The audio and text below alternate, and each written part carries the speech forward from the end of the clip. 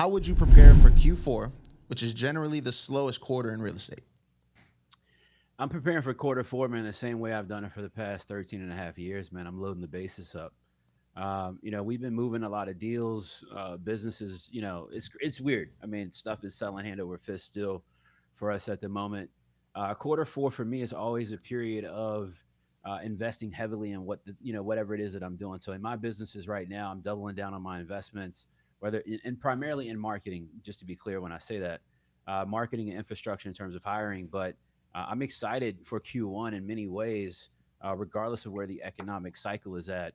I'm seeing a lot of opportunities and taking advantage of a lot. So we're going, all in terms of our marketing, and that's for sure. Okay. Steve Trang, your thoughts? I think I'll just speak for us, right? Our organization. Right now, for us, we are really focused on not doing anything crazy. I've said this on a video a week or two ago, right? Q4 is the time to survive.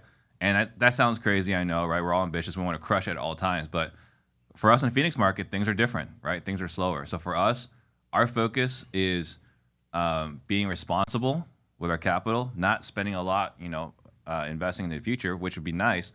Right now, our focus is to keep the P&Ls even, and then make it to Q1, Q2, because I genuinely believe our competition is already gone. Right? I genuinely believe that those that are still around Q1 and Q2 are going to crush it in 2023. So my focus right now is just keeping everything ready so we can launch beginning of next year. Okay. Eric Brewer, how would you prepare for Q4? Number one is I'm dodging the tax man. I'm trying to figure out how to reduce my tax bill in Q4. It's been on our mind for obviously the first 9 months of the year, but now is when I got to make some decisions about different purchases or allocations of money to be able to try and chip away at my tax bill the most. Second thing for us that we see right now, like we do a lot of advertising on television, and with the political campaigns that are going on, the cost of my advertising on television is 3 or 4 times. Unfortunately for me, what that means is I'm probably going to have to triple my tax bill. Not that. I need to triple my TV budget to get the same results. What I think I'll get is better, because why are politicians paying so much for TV? A lot of people are watching TV to get their news, tune into debates, all that stuff. So I think the value of that television will be greater. But I'm going to have to double down a little bit. Some people are standing on the sidelines, and this is an opportunity for me to push a little, not all of my chips in, but I'm going to raise the pot a little bit, and I expect to get a bigger return. Okay. And Leon G. Barnes, bring us home. This is very timely because we just spent the last 3 days at our Collective Genius Select event here in Tampa, specifically talking about surviving, but not only surviving, thriving through the next 6 months, because we don't believe that this is just a Q4, challenge. This is going to be Q1 and even into Q2. The things that you read, I read an article in the Wall Street Journal today in regards to the Fed making another hike the 1st of November.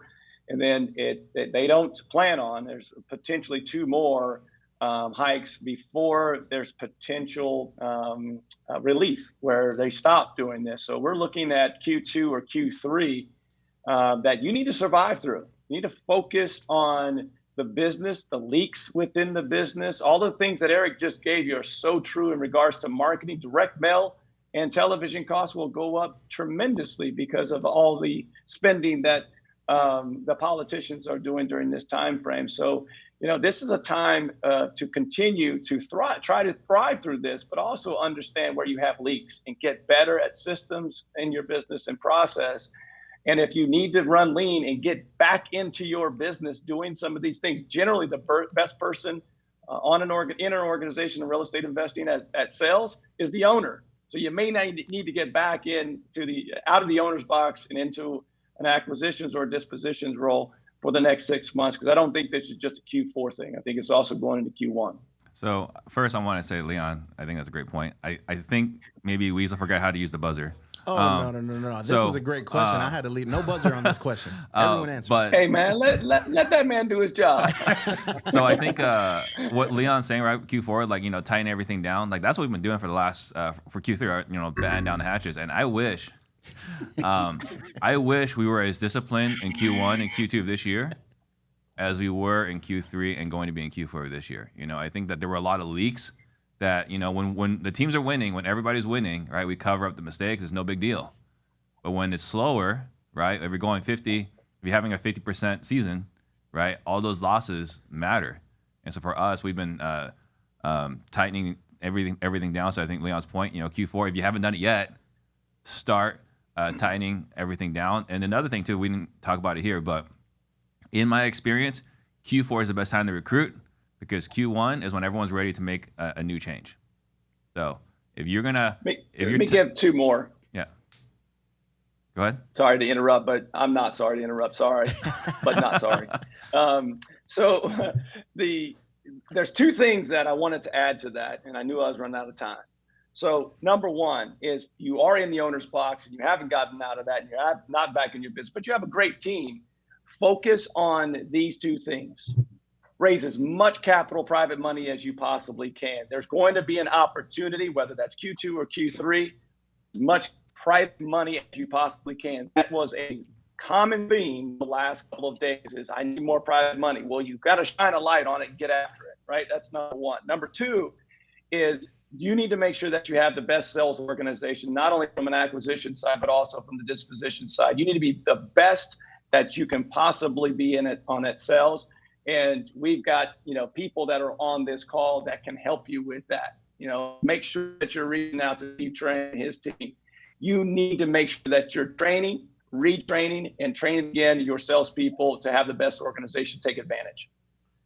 So I definitely think I'll win this round because, I mean, you guys are all saying what I'm saying. It's time to spend money.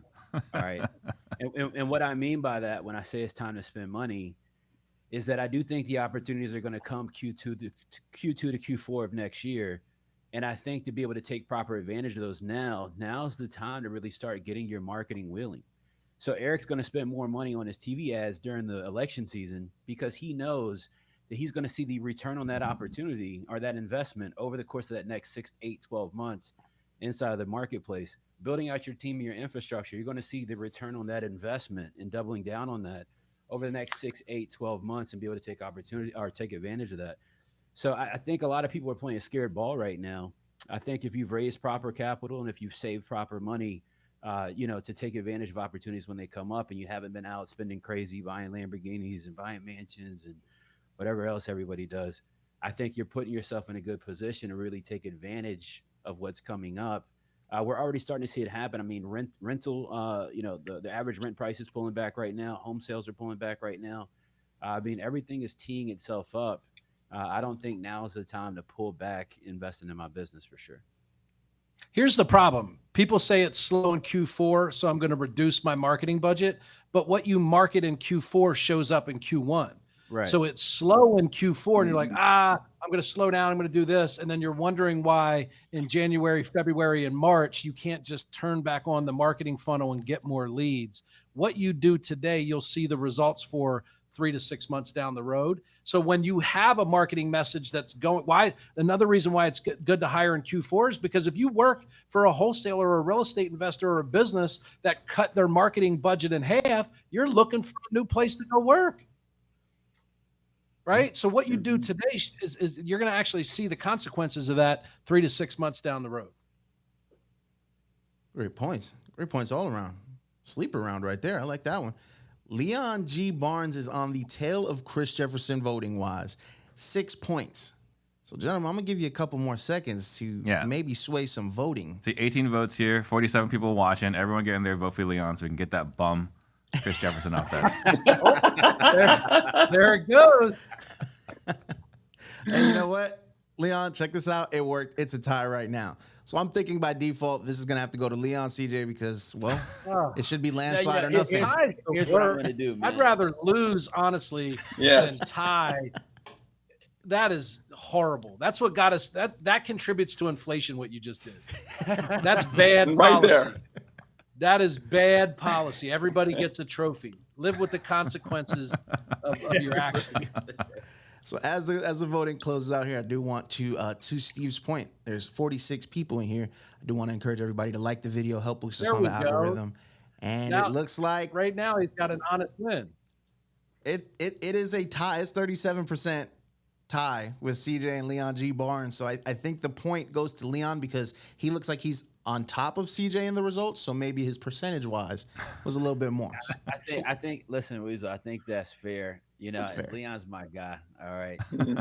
He's and Leon, you know, he reps CG hard, and I love that for him. I think it looks good on him as well down there in Florida. But he's got that lightning bolt energy in him, man. He's charged up at all times. So let's make sure that he gets the W here for sure, man. He earned it in this conversation. I'm not sure if that was a compliment or what that was. I think he's recruiting you. He's taking the lessons from the last round.